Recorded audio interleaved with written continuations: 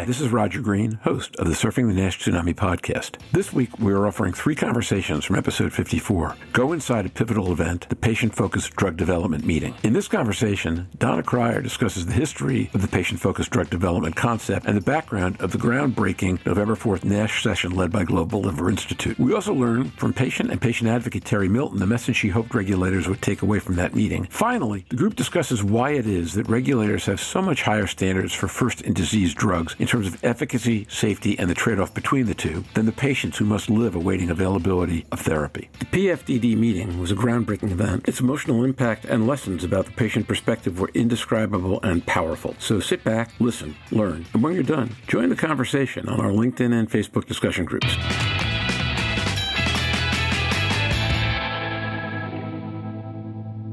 Let's transition to patient-focused drug development. Donna, it would be great if you kick us off by just talking a little bit about the history and how this meeting came to be and what you were looking to accomplish when you put it together. Your floor. Donna Cryer. Sure, thank you. There are a couple of ways to answer that question, but the history of patient-focused drug development, of these meetings in particular, is still fairly young. This was a result of some legislation called PDUFA 5. We're now several PDUFAs later. And so this was just created in 2012, where the first patient-focused drug development meeting. And it was an attempt to have a more organized method for patients to be able to submit testimony, comments, other information that would be included in regulatory decision-making for drug development. So this was a very different model than patient advocates of past eras to chain themselves of a door of NIH or FDA, sort of a brokered settlement that patient voice wasn't a trend, in that the people who actually would be using the drug really should have a formal role in the process. You know, this very much went hand in hand with Congress creating statutes for FDA to be able to have patient representatives, members of the public, members who had relevant lived experience with the disease, to be voting members on advisory committees as well. These two developments, more than really any other, has driven all the other activities that we've seen, whether it's throughout pharmaceutical research, drug development,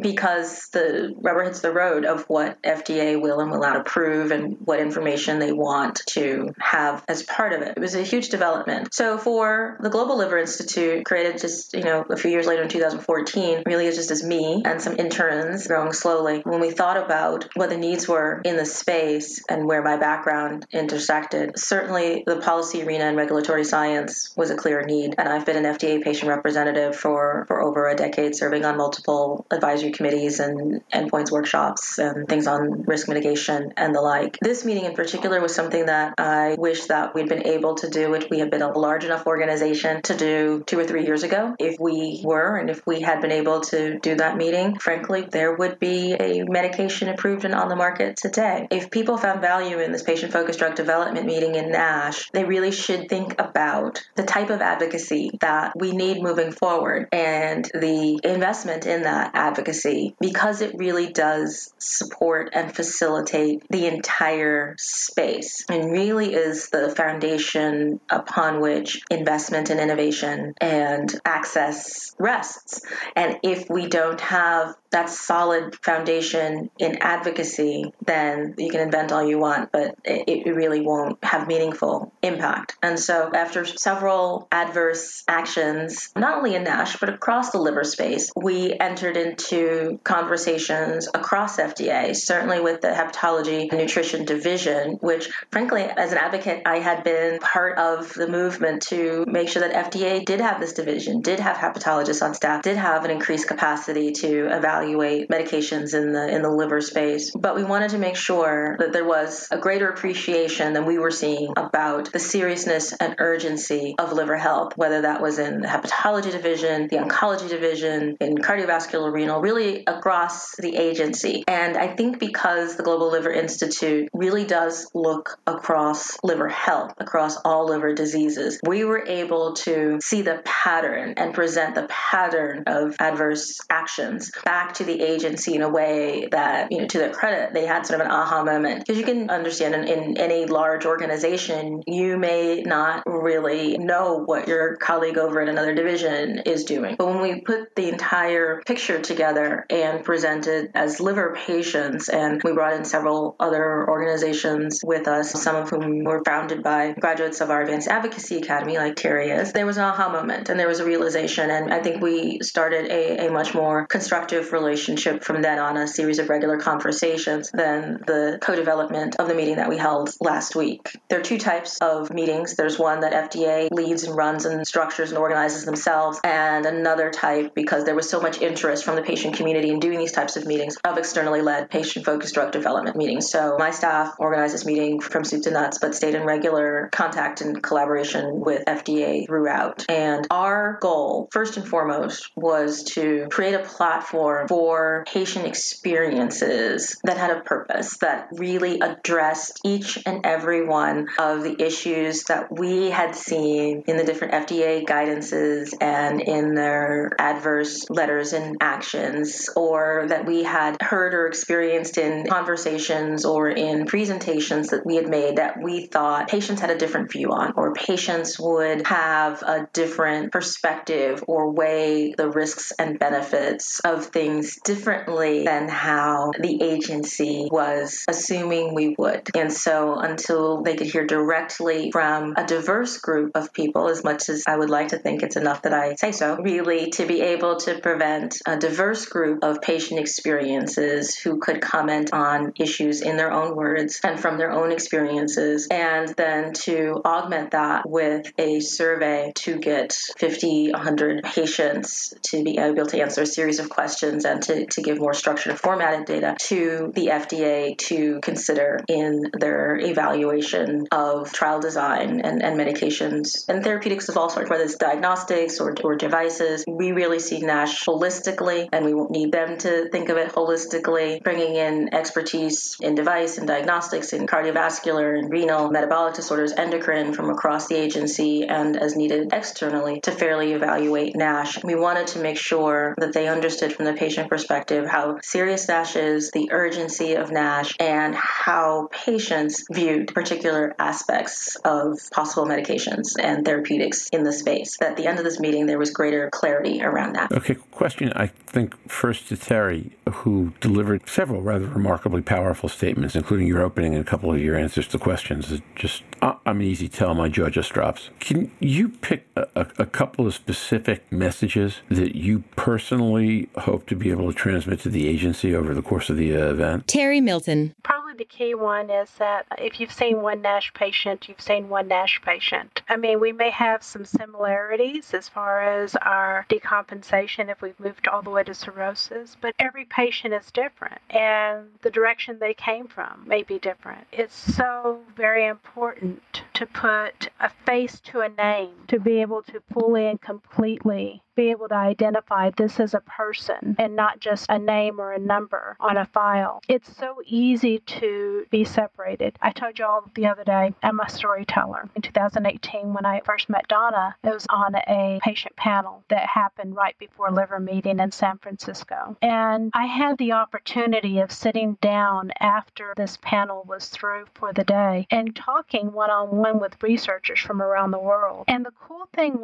is their absolute amazement of getting to talk to a patient. And that blew my mind. They want to do good. They want to create something, but they had never really connected a patient with this disease to them. And they asked me questions like, how about your temperature? And I'm always cold. What about this?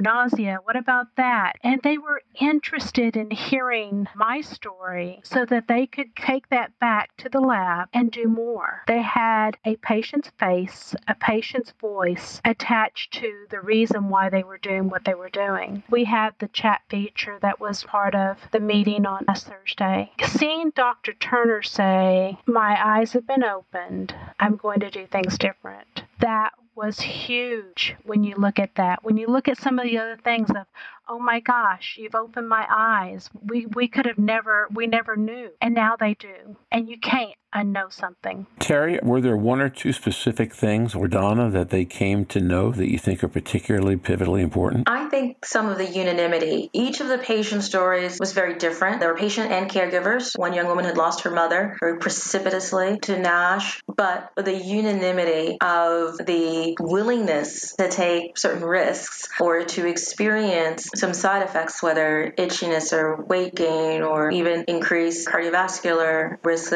controlled by statins, I think was surprising. Well, contrary to what they've stated was the patient preference or the risk-benefit analysis that they were making in lieu of having a direct patient input. And so hopefully that unanimity of view from those who know how serious NASH is and can be, that the value of stopping progression or certainly reversing disease was worth taking, we would, before that meeting. Stephen, Louise, I don't know about you folks. I hear that comment and it kind of surprises me, because you would think this agency has been through this enough times with enough different patient groups that they would start to figure it out. Louise Campbell. I think it's interesting. We say time and time again that it's about lack of progression, but the FDA always wants to reverse. And Manal's been very open about discussing that keeping a disease stable is actually a very good outcome for this. I just wonder, when I'm listening to Donna and I was listening to Terri's story and all of the patients that I've come across, and I don't know whether Stephen feels the same, is the fact that when you sit in front of a panel like the FDA, we are now in any form of cirrhosis, but particularly NASH, it is a catalogue of, and I'm going to be controversial here, system and health failures when we get to that level of disease and we didn't stop it, we didn't locate it, we didn't find it. Terri describes going to surgery and decompensating very quickly. Is there any excuse with the technologies and non-invasive methods we have today for anybody to go to surgery without knowing whether that person is cirrhotic? Because it will happen. So I just wonder, when the FDA faces that challenge, whether that's part of the issue. We do not believe that our health service could be so poor at picking up diseases. So I just wonder sometimes if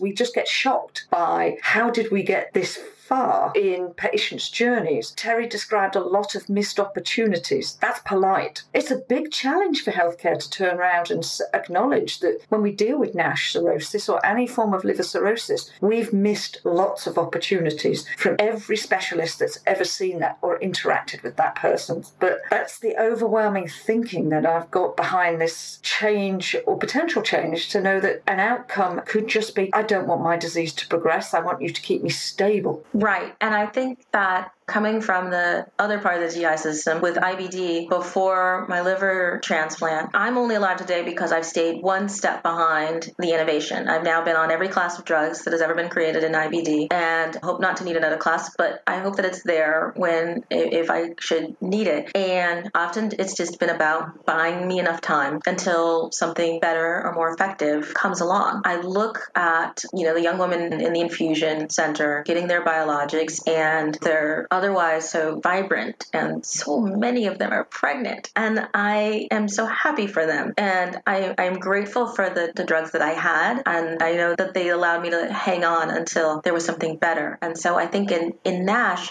that's an important part of the patient expectations and value and evaluation of the situation too, that we're not expecting a cure, certainly not right off the bat from the first treatment on the market. We have nothing and we need something, and then we anticipate, because that's the history of drug development, that they will continue to improve on those, or there will be additional medications that address other mechanisms and aspects. I think that's another area where the patient expectations of the drug process and the regulatory expectations of treatments has diverged. And so I hope that's something that we have corrected and can continue to correct in conversations moving forward so that they align. About a year after I was diagnosed diagnosed, I went and talked to my primary care physician. He had mentioned that he was going to be opening up a diabetic clinic as a part of their clinical practice. And so I went to him and I said, okay, let's talk. If you're going to open this as an opportunity, not just in managing diabetes, but in actually is going the whole process, then I'm going to challenge you is at the same time that you're doing this is to also screen for liver disease as well. Get a FibroScan, get somebody on staff that understands what's going on with the liver. Have a team of doctors that you can refer very quickly. You don't have to be the specialist on it, but you do need to know who you can send them to. Because there is a responsibility for as soon as something is seen. I know how to read my scans now. I should have never gone into surgery, honestly. And that's looking at the ones before. There were signs, and I know what those signs are now, but I didn't back then. But somebody should have caught it. Thank goodness we have International NASH Day to raise that awareness with primary care and all the other specialists. As I said in the meeting, we do want to present challenges to the agency that are within their regulatory scope, and I feel that that's outside of it. I am appreciative that they have worked with the NIMBLE Consortium and are involved in non-invasive diagnostics, because that's an important part of this too, as we all know. I don't think that the story of NASH or story of NASH drug development can be or should be disconnected from the development of diagnostics. There are several friends of the podcast like Dr. Sanyal who have hands-on training and tours and presentations to FDA staff about non-invasive diagnostics so that they understand that better, because I think that that is part and parcel of being able to understand the story of NASH and to evaluate treatments for it. It's really about understanding a host of factors, even just within the regulatory environment, to be able to put any drug development program in context.